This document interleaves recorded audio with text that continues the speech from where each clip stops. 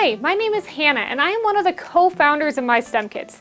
Thank you so much for signing up for an account. On your dashboard, you're going to find this information of constantly updating announcements and things going on in the MyStemKits world. You'll also see any badges you have earned as you unlock and complete activities throughout the site. Now, as you get started, everything you're going to need is over here on your navigation panel on the left-hand side. So from there, you can go to a resources tab, which is just filled with all the how-to videos you're going to need. Whether you are learning how to 3D print, download a lesson, use your MyStem products, all that information is here in one easy to find place. Now, beyond the resources page, we have our browse pages. So you can browse by kits. These are your 3D printables, your virtual kits, and one place to find all the information you need about your other MyStem products, like Explorers or LabDisc devices. From this page, you can simply click on any of the pictures to go into those kits and find all of the resources. You can also browse by lesson plans and design challenges. And these are downloadable resources that are standards-driven, written for you as a classroom teacher.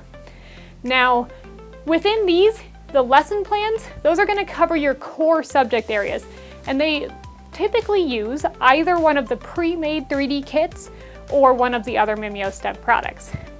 Whereas the design challenges are all about getting your students doing the designing on their own. So these are going to teach your students Tinkercad, 3D modeling, and engineering, all in a fun, hands-on kind of a way.